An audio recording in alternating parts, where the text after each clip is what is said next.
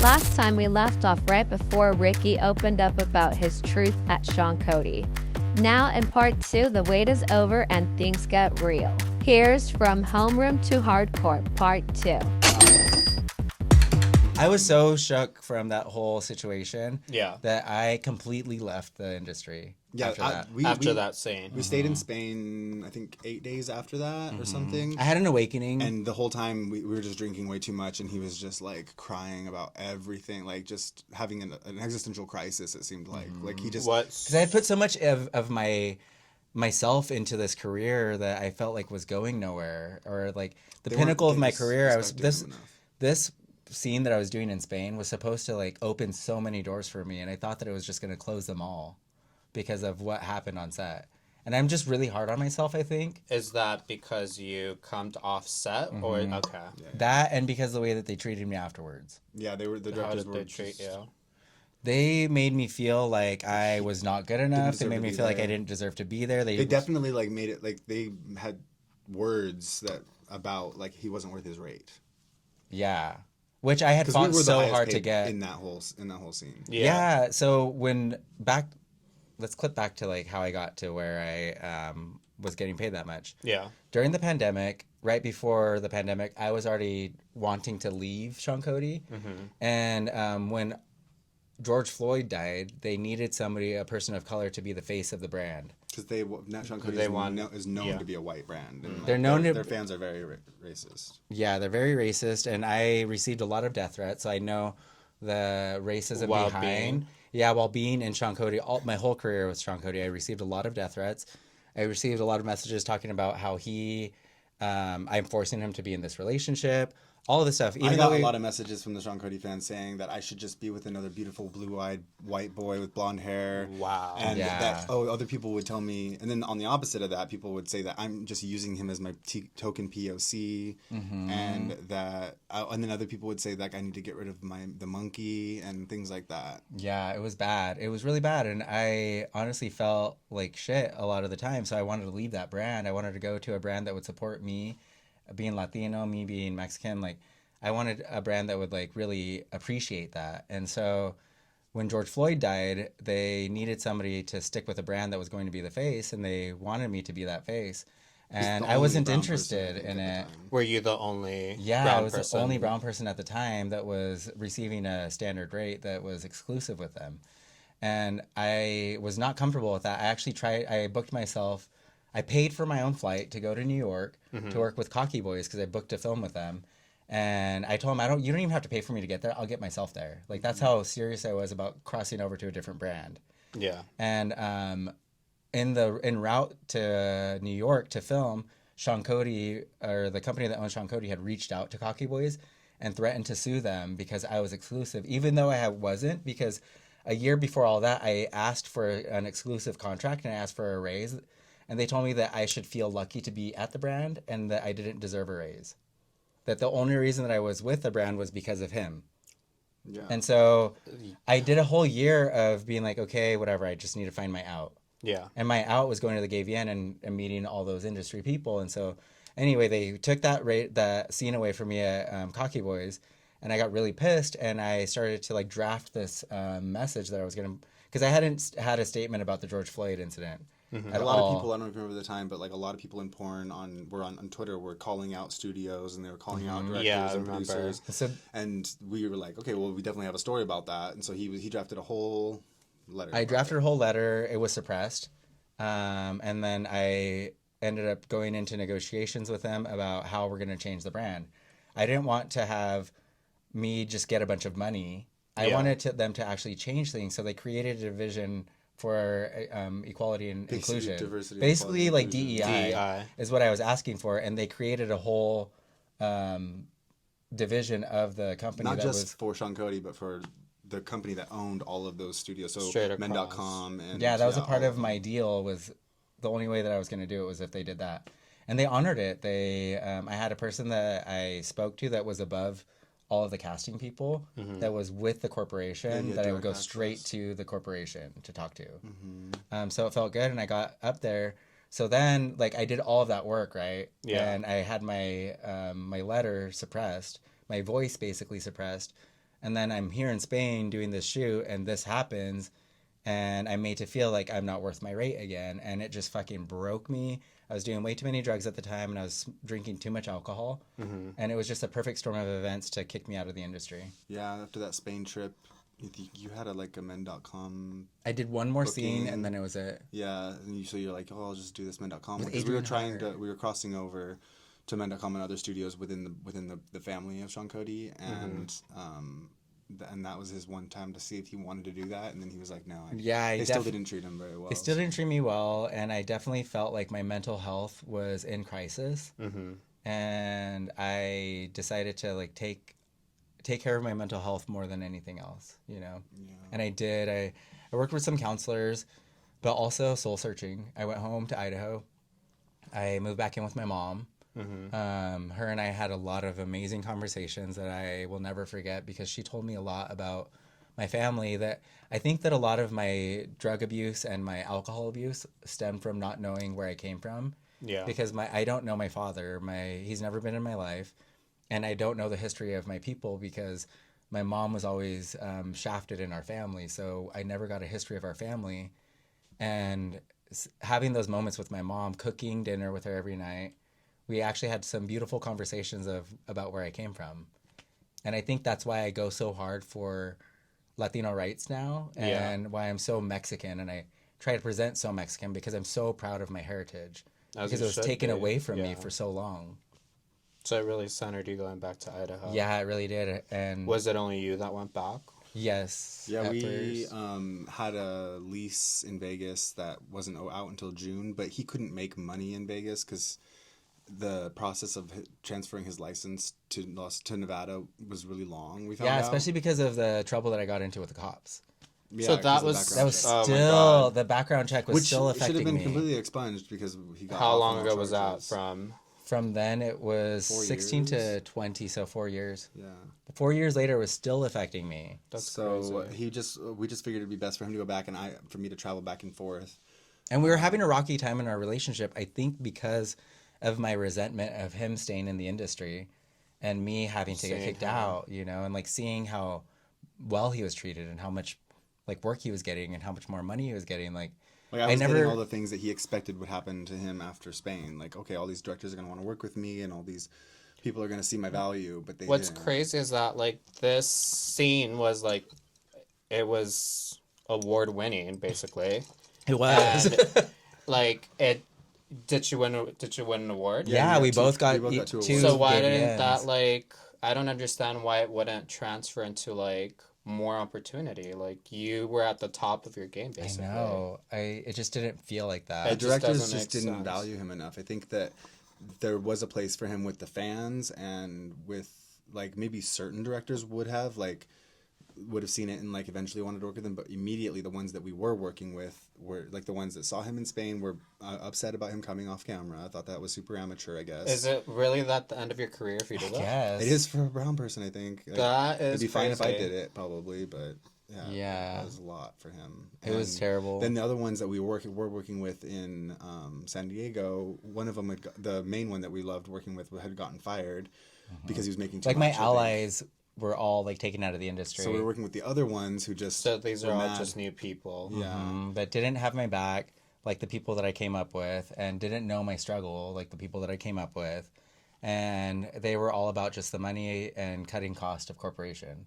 Mm-hmm. You know, so. Yeah, they were like the directors who survived all the cuts were the ones who knew what the bottom dollar was, and they were just going to make that for the corporation and not worry about like anybody's feelings or whatever.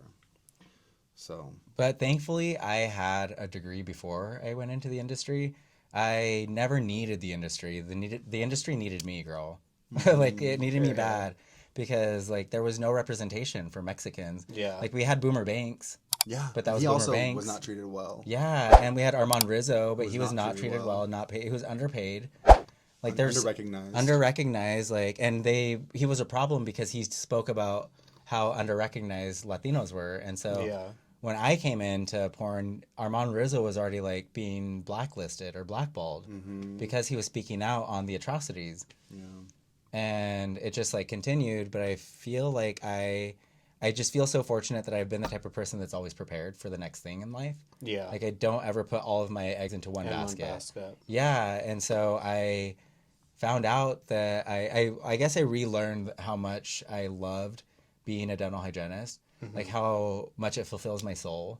And I feel so fortunate that I had that to fall back on because I absolutely love I love going into work every day. Yeah. Every single day. Changes lives every day. And you're really good at it too. Yes. I think it's so positive because I mean, I don't think anyone knows, but you like to help people out. Yeah. Especially people that could not afford it. And I think that's beautiful. Not everyone could see. Everyone sees a dollar bill and everyone will add on stuff. And I think you really take care of the people. Yeah, that's what I'm there for, honestly. Like, the money, whatever, you know, it comes and goes, but... It really does, but you're a good person. Yeah. Do you think the industry has changed or learned from any of this? I think because of the way that things have moved to fan-based content and giving a little bit more power to the porn stars as content creators, because like now studios will hire you because you're a content creator and because you have fans, because you have the following, and so that is pretty non-discriminatory because like a lot of people of color have a lot of fans, and so they're bringing the fans to the sites, whereas the sites worth money. The sites used to just have these racist fans, but now it's like those fans still exist and they're gonna go find the white guys that they want to follow, but they can't ignore like all these Brazilian guys and all these that have these Puerto Rican big guys, followings. Mexican guys, who have these huge followings, and they're filming them now. So now it's not up to the studio to be like only these could do it. Exactly. Nope, the following like dictates who gets filmed now. So awesome. I think we're seeing more diversity now because of that. But there is still, I think, the people at the very top of porn are still white guys. Seems like. Or European. Would you ever go back? For the right project. I've always said I don't ever believe in saying no to anything. I don't like to shut doors at all. Like, if I shut a door, I'll leave a window open. That I can crawl through. We love a window. We love a window, girl. We love a window, and we love if there's bars exposed in the ceiling. So, yeah, I mean, I've always wanted to work with Mr. Pam. I think she's phenomenal. Out here. Yeah. She's filmed Brittany. Yeah, I love Mr. Pam, and we see each other at industry or like events, like at the pool parties, at the pool parties. Yes. And so I love her energy and her spirit, and so like for the right people, I would go back. Awesome. But I'm not just gonna go back for anybody. You know? Like it has to be the right thing. It has to be a comeback. Yeah, girl. Her back needs to be calmed on. On camera. On camera. How do I top getting DP'd for my last like big thing? That sounds so hot. That was so fun. I was like, I don't even know if I can do this. I was so impressed. You could see me in the film, like literally in the background. Like, what? If that shit is real, and my emotions, the face that I'm making. That's real. That was not acting. It was real. The sweat coming down your face was real. Yes. That was There was no cuts in between that. That was a tear, actually. So you said that you went back to Idaho to find yourself. I know that recently would that be considered the sobriety era? Or how did you find yourself, aside from like getting... to talk to your mom, basically? I think that whole situation, it definitely wasn't my sober era because I was still doing a lot of things. And I was finding everything that I wanted out there. I didn't realize I was an addict for probably another year. I was going through a lot of gut health issues, actually. A year after that, of being back in Idaho, I started to like kind of feel like I was becoming allergic to everything.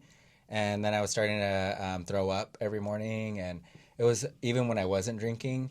And so I went through this process of eliminating things from my diet, and finally I got to alcohol. And so then I eliminated alcohol from my diet, and I started to like that sobriety journey then. But it definitely wasn't anything. I don't think it was anything in the industry that got me to get there. I think it was my own like personal health. And then after maybe 6 months of being sober from alcohol, I realized that I was an alcoholic and I was a drug addict. And so now I'm just on this new journey of like what that means for me. How was it just cold turkey, or how did you guys, I mean, it's really hard to do. Yeah. Well, should we talk about the drugs specifically? I mean, you can. Okay, because we went to like Beyonce's Renaissance tour here in Vegas. Yeah. And we did Coke and K and stuff. What was the year? 2023. It was like in September, I think, that we were out here, or August. Yeah. And we did Coke and K, and we were doing that, but then we realized like after the concert, like we didn't feel like we got to really experience the concert, and we were kind of reflecting on that and being like, I feel like that's just kind of how everything is right now. Like everything we experience is like in this veil of drugs, and like we went out to Denver for Labor Day to be with some friends, Labor Day weekend, and Labor Day weekend is the anniversary of the cops destroying our lives, and so we were just kind of reflecting on all of that and being like, well, what are we doing in our lives to like make everything better or whatever? And we kind of didn't want to do drugs that weekend, but our friends there were doing drugs, so we like just stayed to it. But I think we got so sick of it that weekend because we were like not wanting to do it, but doing it. Yeah, it felt kind of disgusting to like while we were doing it. Like we felt gross about ourselves while we were doing Coke, and like that angsty anxiety feeling. I was realizing that a lot of my mental health issues that I was dealing with were from that. Yeah, that's what I think what we realized is like all the anxiety we're experiencing is really just from the drugs we're doing. Yeah, because we were there with these friends that we never felt anxiety with before. But for some reason, this time that we were there, we felt so anxious about everything. Edge. Yeah. And so we came back from Denver to Idaho and just decided not to do it anymore. And also, like, it had doubled in price. And or how much was it for an 8 ball? I think it was originally like $150 to $200 for us to get an 8 ball in Idaho, and then it was like $400. $400 for an 8 ball over the weekend, and we're like, okay, well, we're spending way too much on drugs. Like, we need to be saving money so we can get out of here, because the goal was never to live in Idaho. So we quit Coke first and ketamine. Okay, at the same time. And then Halloween that year happened that year. A month and a half later, Halloween. Yeah, Halloween happened, and we were with high school friends, like a whole group. There's like 20 of us that still hang out like all the time. Oh wow! From high school. From high like school. That group of friends that I told you, like told me about him. Like we had some mutual friends. All those friends we still all hang out together. And so we're like all super close, and I decided that I wasn't gonna like really drink that day. I don't know why, but I just wasn't feeling it. And then the next morning I woke up and I like was looking at my face, and like the blood vessels around my eyes were looking like they were like all popped, and I was feeling really sick even though I didn't drink much. Yeah. And I was like, I'm just gonna stop because I'm killing myself. Like I feel like I'm literally poisoning myself with alcohol, and my body's telling me I need to stop. And so I just quit. From that day, I haven't touched alcohol again. Yeah. And like I just decided, and he was so supportive of me in this journey through every step. I remember I woke up that day, and we had tried a couple of times before to quit alcohol. Yeah. And I always felt like it was a mistake telling him that I was going to quit, because then he was going to hold me accountable.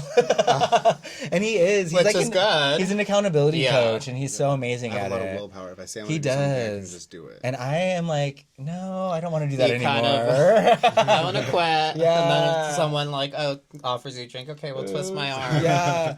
But no, that time felt real. It was real, and he was like... It was good for me that time, because that last time we drank, I twisted my ankle really bad that night. And that ankle injury lasted like...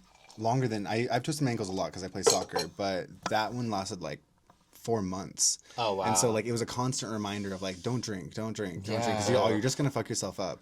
And so he did the first month. I committed to. I was just going to bed. Like we got home, I was just drunk. I stumbled into bed and I twisted my ankle like walking into bed. Oh my god! Yeah, he was wasted. So stupid. But I also like didn't even put it on like I was gonna quit drinking alcohol. No, I was just gonna do be a month. Sober November, right? Yeah, sober November. Yeah. And not November. You yeah, made it no drink November. Yeah, no drink November. And then. But you nutted. Yeah.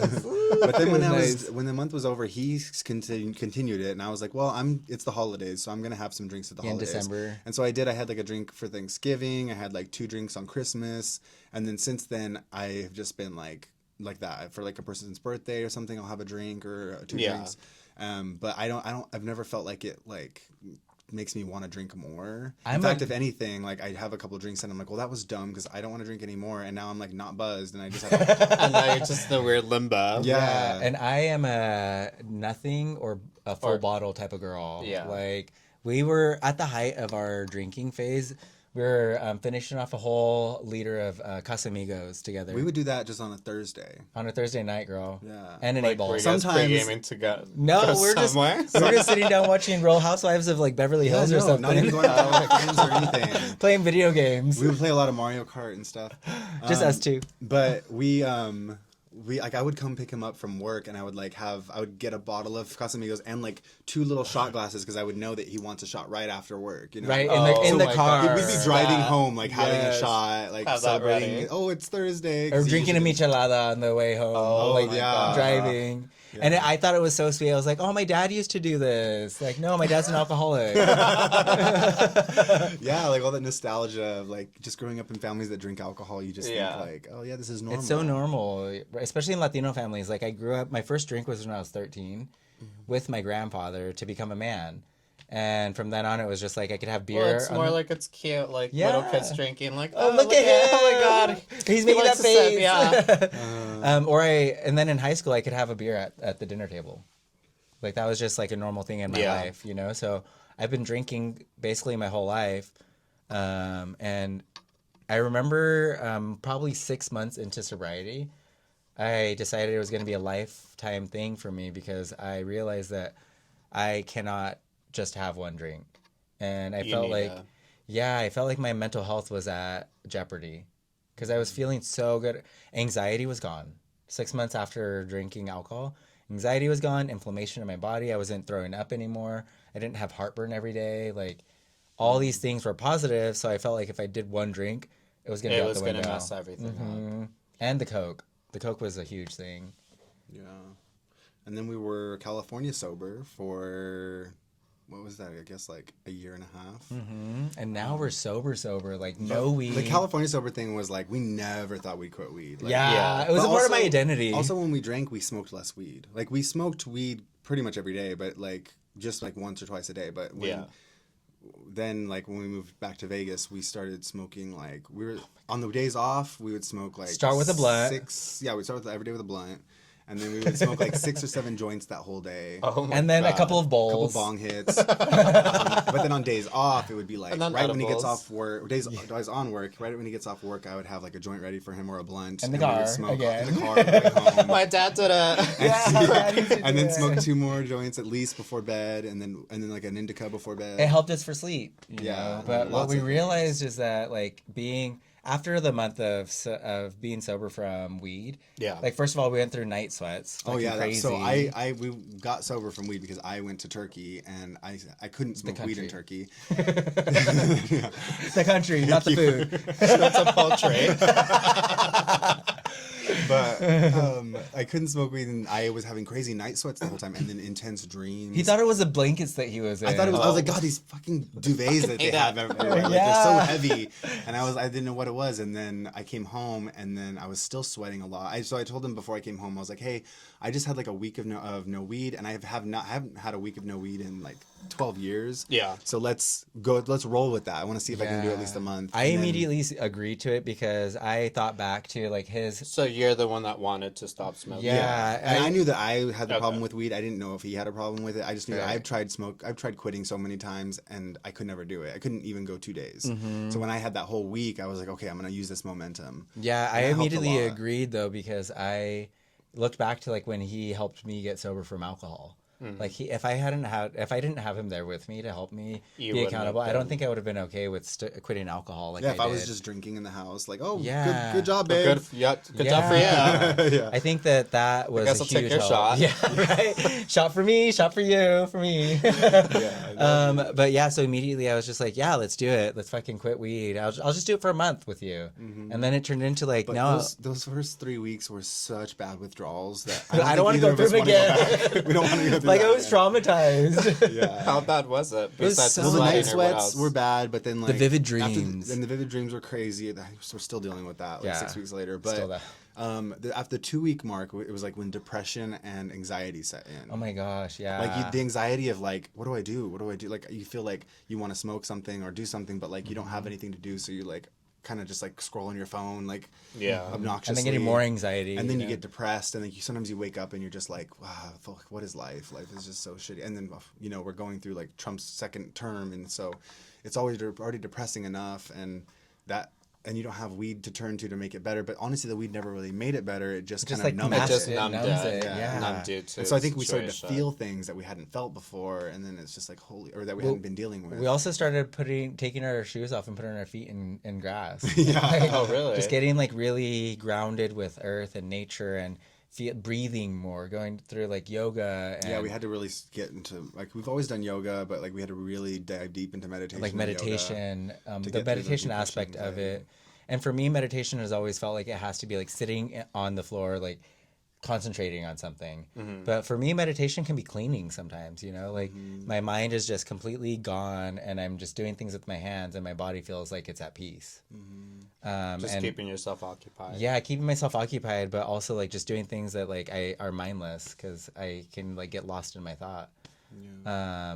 And reading has become something that I really enjoy now. Like before, What's something that you're reading right now? Right now, I'm reading this book called Curanderismo, the Soul Retrieval. It's this journey about through life we go through like traumatic situations, and in this book they talk about how that takes parts of your soul away from you. Mm-hmm. And this book is a guide to help you retrieve those parts of your soul to help you become whole as a full person, to feel emotions and feel your spirit all in one. Is this in Spanish or English? It's in English, but it's a Spanish practice. And then I'm also reading The Medicine Bag.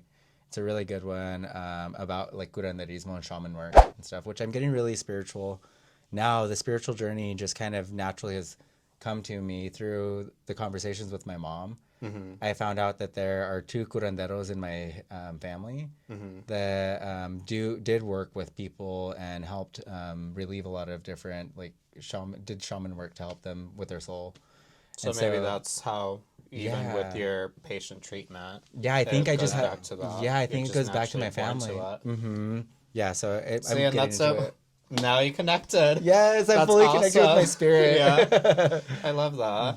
Yeah, so the sober journey's been really good, I think, in general, and for porn too. For me, just like I'm ready to work all the time. Whereas before, I think when I was drinking, like I'd have to like not drink a couple days beforehand to get my body to be a little bit like more tight or whatever. I'd have to like really plan like my drug use and drinking around like when I was gonna have a film. So then I couldn't collaborate with people for OnlyFans and stuff because of that. And especially because of the coke stuff, like that's just a boner killer. So yeah, literally cannot get hard. Can't get hard. So like it was really affecting my work there. But now I'm like always ready to go. I'm always level-headed. I can control my emotions better.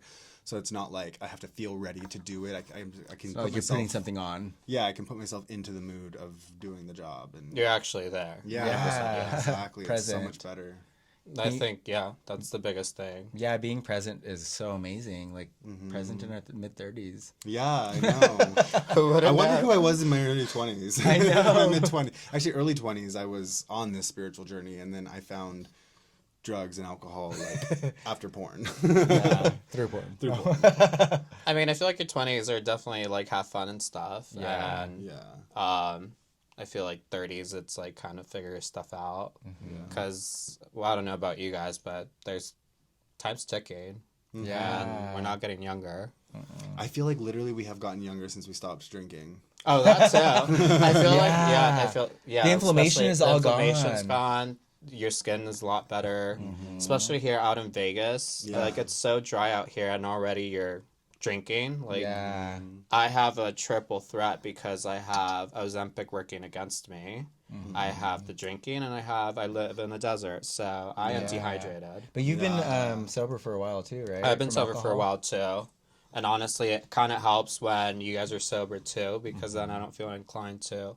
Not saying that there's any friends that force me to drink. Right. It's just like the peer the peer pressure though. Like I mean, don't get me wrong. People are like, oh, well, just take one shot. It's not going to do anything. Yeah. But I know what one shot's going to do for me. I don't know. Maybe I'm scared to go back to where I was because I was work life. Everything was just a lot. I would come home, drink a glass of wine, and it would turn into a bottle, and then it was a bottle a day. Bro, I know your journey. I get it. So it's stuff. And you work in the industry around alcohol, like in it's sales so of alcohol that. So based. Yeah, it's scary when you're so around it, like, and you know how far you've gone before. Yeah. Like, what if this is the time that I like lose everything? No, really that, but it's been good. Yeah, everyone around me is like supporting. Venues support me too because they're making fake drinks for me and stuff, and it looks like I'm drinking. Yeah, whenever we go to the venues that you work at, they always have mocktails ready. Like, here you go. I swear, just at the beginning of this year, that wasn't the case. Oh no, it was always, where's the bottle? Yeah, bring me another one. Or it had to be Red Bull or sugar-free Red Bull because we don't do sugar right now either. Yeah. That's something I haven't cut that out yet, but that's definitely the next one. I think that bloats you up a lot too. Yeah. So how did you guys do sugar? We did that before alcohol. Well, we kind of go in and out of it, you know, like we are trying to cut processed sugar completely because of like all the bad things that it causes. But honestly, I think that going without it if you could stop yourself for like 30 days. Yeah. Then you start to like really taste the chemical taste of it. Yeah. In things. Like it tastes like alcohol to me sometimes. When I have it, like if I have an ice cream that is like heavy processed sugar, it tastes like fumey like alcohol. And so like it triggers this like negative response in me that says like I can't have that. Yeah. Oh wow. Yeah. But then also like the natural sugars in other things are so much stronger. Oh, yeah, like and so like we'll fruit. eat like lots of fruit or even dried fruit because it's pretty much just the sugar from the fruit. Yeah. And that tastes so much like sweeter and richer because Right. we're not eating the processed sugar, which is like so intense. But we do love us some donuts though, especially from Pink Box Donuts because I don't get that Not chemical sponsored. taste. Not sponsored. Not sponsored. But we could be. We should be. But no, we honestly love the taste of those because we've had donuts at other places and I get that trigger of alcohol from them. A lot of times donuts do have that weird alcohol fumey, especially raised donuts will have that but fumey not taste. Pink Box, girl. Krispy Kreme used to be my go-to, but I don't know, something about the oil or something just doesn't sit right with me. But Pink Box, We're just getting healthier. Look at us in our 30s getting healthy. Healthier, glowier, Yes. sexier. Talking about sexy and glowy, I know you guys are planning your wedding pretty soon. We were planning it pretty soon. Now we're planning it sometime in the future. Now we're not getting married, and that's the exclusive for today. No, we're actually really, really, really enjoying being engaged. Yeah. We've been together for 9 years when he asked me to marry him. And it felt like when I said yes, it shifted our whole relationship to like another era. Yeah. And we're kind of obsessed with this era right now. Like we're kind of... You want to live this moment. It's really interesting. It's not like we ever really planned or thought even that we would separate before. But once we got engaged, it's like we are planning for something now. Like we're creating a future together. Serious. Yeah. And so like everything we do has a hint of like we're doing it together. Like he's not gonna buy a house, we're gonna buy a house, like kind of thing. And also but we had to take a break on that because we were going to get married this November. In a couple of months. But last November when we were planning it, because we wanted to have the venue booked a year in advance. Yeah. We went to Hawaii and we were looking at venues and we found the perfect venue. We did engagement photos. And then... clause right here. And then we're going to put the down payment on the place, and then like we had like a week in between. Trump had just won. He was just elected, and we did say that if he won, then we would reconsider our marriage because we didn't know. We didn't say that we wouldn't get married. We said that we would like reconsider where we would get married. If we would do it in the U.S. or not. Yeah. Because we just don't trust that he's going to keep it good, and also does that just put us on a gay registry? Now, yeah, I don't want to have like I don't feel comfortable with the government having a document within their like reach that says that we're both gay. Yeah, obviously I'm gay and I was in porn because I'm in porn and stuff, but there's lots of straight men who are in gay porn, so you can't like that put document me in jail changes for that. it. Yeah, so it just changes things a little bit if this does go Holocausty. Yeah. But, or Handmaid's Tale. Then we went to Denver and to just hang out with our friends, and we found out that two of our friends who have been together for 20 years, but then only married for the last 2 years, are getting a divorce. They're separating, and like everything kind of went downhill after they got married.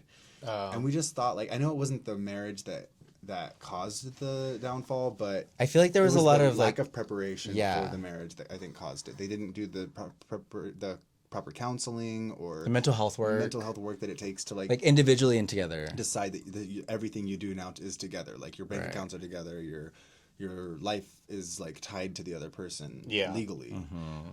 And so you guys are one, basically. Yeah, that was like a big eye opener for us, and shock too, because these guys were like our mentors, kind of. Yeah, kind of our in relationship. We looked to them for like, we can make it, you know, like because they made it. Yeah, they're an interracial couple too. They went through a really hard time. You know, they went through the 80s and 90s. Oh wow. So. Yeah, and so like that happening really is crazy. Yeah, I'd be like, so what do we do now? Existential crisis. So we decided that like we weren't ready to, like, we love being engaged. Never gonna take that back. It was a beautiful proposal. I love it so much. But we're not ready for the wedding yet until we are fully, like, mentally, our mental health is fully together and separate. And this country gets their mental health together. Yeah, the country too. So Hawaii is a pretty safe bet, because if everything gets kicked back to the states, Hawaii was the first state, I think, to legalize gay marriage, and they've just put it into their like state constitution that it'll always be legal to be married. They're doubling down in Hawaii. But because he's getting his dual citizenship in Mexico, and I want to be a citizen in Mexico, we could potentially just do it in Mexico. And it's legal there. That way, it's legal there, and it'll probably always be legal there. So I think it's just a safer bet for us that we would do it there. But that just takes a little more preparation as well. So I don't know if it'll be, it's definitely not going to be this year, but maybe next year. But honestly, like, it feels so powerful, and it feels almost like full circle for us to be going back to my roots of Mexico. Like, I would love to live in Mexico. I'm sorry, that's what I meant, Mexico. Mexico.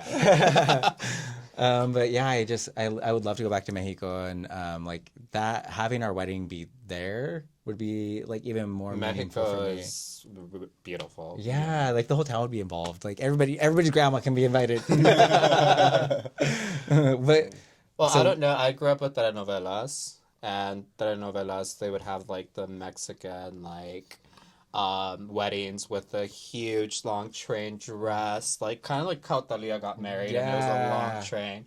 So if I do get married, I want that. Yeah, same. So I was already like workshopping a lot of like beautiful, like almost like Vera Wang, huge moments, you know, like wrapping me in like a bow of silk and like a long train, like Oscar de la Renta maybe. Would you go traditional? I think I would go red. Oh my god. Like dramatic. I'm gonna do it first. It's like, that's literally my dress. Like red. Perfect. With a black veil. The black veil. Because it's also your funeral. Yeah. The funeral of a former self. Vanity. And then Johnny's gonna remove the veil and be like, never mind. I'm gonna come down the aisle and light the train on fire, and it's gonna burn into flames, and he's gonna be in a suit. Yes. No, that's what I would love. Something like dramatic, obviously. I would want to be brought in on a horse, maybe. It was a helicopter before, so we've gotten it down to a horse. We've gotten down to budget. Maybe even a helicopter. I don't know. It's Mexico. Yeah. The horse and the helicopter. Yes, and then come down. Right out. Beyonce style. What about you? What do you want in the wedding? Oh, him. Oh, that's so sweet. Yeah, I don't care what the wedding is. He's gonna be dressed up in like a prince outfit, like modern day, probably like a moment with like a veil too, or like a train. The like corset, the male corsets. Male corsets are hot too. Yeah. With the train. The little petticoat train. Big like sash coming down here, maybe that goes into a train. Or a cape. Yeah, I like the capes. Something like that. I've kind of workshopped some things, but I'm keeping it under wraps. So. Soon to come. Yes, soon to come. I love that. Well, thank you for coming. On you? There. Yeah, not yet. On camera this time. We'll make an OnlyFans and make the video for that. But what's it called? Let me see what else there is. So after... what do you guys see in the future? Do you guys see kids? Do you guys see a house? Do you guys see... Yeah, well, we definitely see a house. We want to take care of his mom as she ages, because his mom. He was the youngest of how many kids? 10. But he was also like a second. Was busy. Yeah, she was. Girl, there wasn't anything on TV then. I could tell. They couldn't afford it. But he was also like the second litter of kids. So like there's a big gap between like his first 3 sisters and then him and his. Yeah, they're like in their late 50s. Oh, wow. And I'm in my mid-30s. So his mom is 72. She's 72 and she's on her own in Idaho, and she's getting taken advantage of by like different family members, and I just want her to like she's going to be alive for probably another 30 years at least, hopefully. She's never drinking or done a drug in her life. She So takes good care of herself in a holistic way. She knows the body really well. She's almost like curandera too. Yeah. Like she tells me a lot of like different ways to like help myself holistically. And so I would love the idea of living out the rest of her life with me in my house, like living with me. I want to pay for everything for her to like live the life that she deserves. Like, let me take care of you. Yeah, now. She worked 80 hours a week when I was a kid, and it's like my turn to pay her back, you know? So I love the idea of a multi-generational home. I don't know if we will personally have kids. There have been like nephews and nieces in his family that we like might need to take care of eventually one day. They've been through like systems, like foster care systems, or like things where like other family members have taken care of them. So it might be a situation where we're taking care of somebody else's kids, or that we adopt kids in the future. Or if science ever makes it possible for us to biologically have a child of each other's like DNA. Yeah. Hell yeah. Yeah. I want that, because look at us. It'd be so beautiful. Gorgeous. Like, but I'm not going to get the drama of some straight woman in our life. No ma'am. Don't get me pregnant. That's for after the show. That's right. The after show. What is one advice that you guys would give a couple that's trying to either be in the industry or any gay couple out there? How do you guys make it work? Man, it's so hard to give advice because we always feel like we are learning so much. Mm-hmm. And I always cringe at like the millions of gay guys who have YouTube channels giving people advice on like because let's make this channel cringy now. Yeah. No, but honestly, every relationship is just so different. Yeah. Right. One of the big things though that I'd say is constantly work on the relationship. Like the work is never done. I thought what you guys said earlier about having everything turned off and the pillow talk into space, like that, I never even thought. Yeah. Right. And I guess that's a good point, because communication is key. I think a lot of people will tell you that, but like the hard thing with that is communicating and not getting upset about things, because when they're being said to you. Yeah. Honestly, but something else that I love to like think about, I think it was a quote somewhere where they say, communicate the way that your partner wants to be communicated with, not the way you want to be communicated with. Because it's two different people. Right, because you have your own communication languages.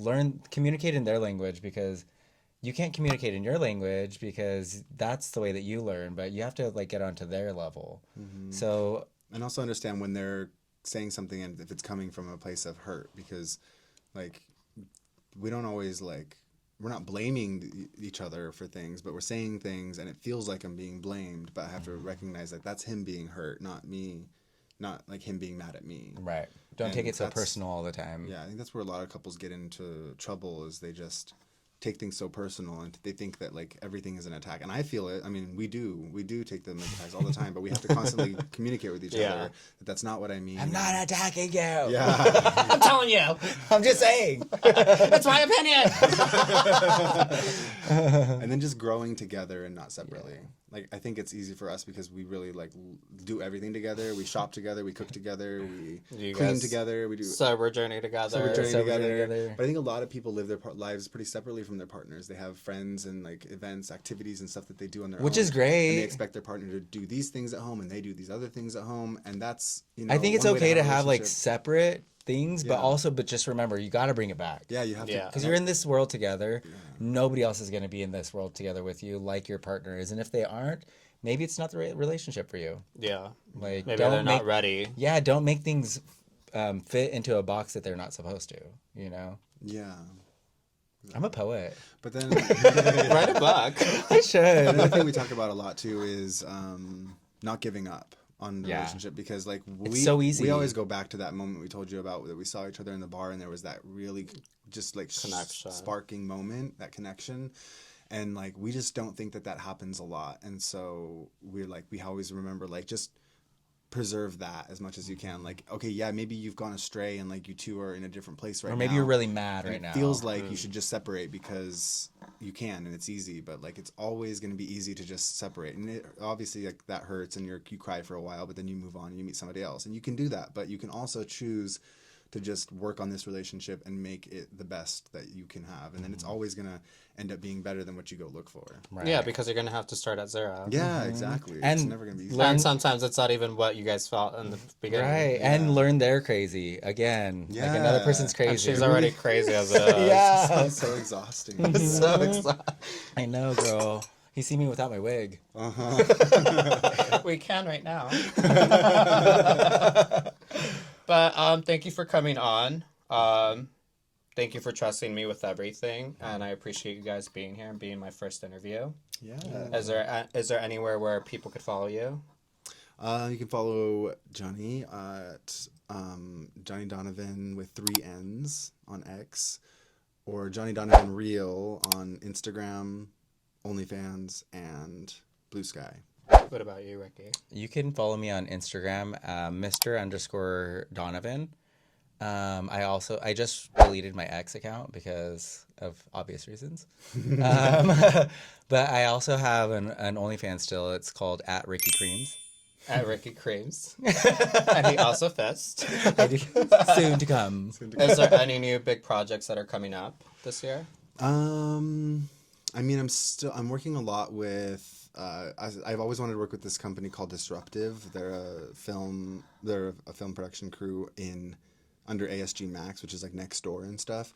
But what Disruptive does is it's like good storylines, like real acting storylines. Yeah. And so I just started working with them, so I've got 1 feature under the belt with them, and I'm hoping, it looks like there's going to be a couple more this year. So those are some fun projects that I'm really excited about. Hey. Yeah, I can't wait to see. Yeah. They're really good. Awesome. What about you? Right now I'm just focusing on my dental hygiene career and possibly going to dental school, but not really sure what that journey is going to look like. No, we'll have to stay tuned and keep you guys updated. Yeah. But thank you so much for coming. I love you guys so much. We love you. We'll see you for the next one. That's hot.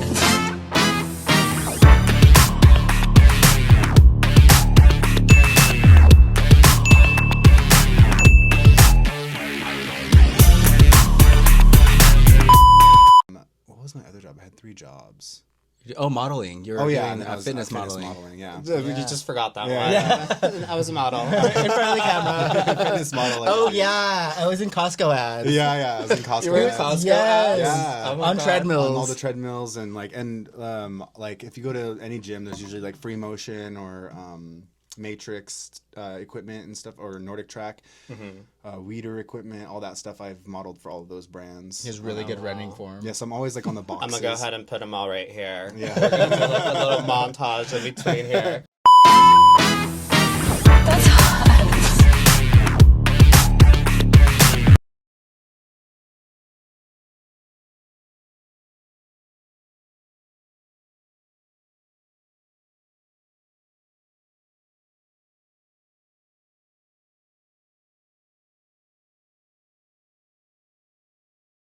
That's hot.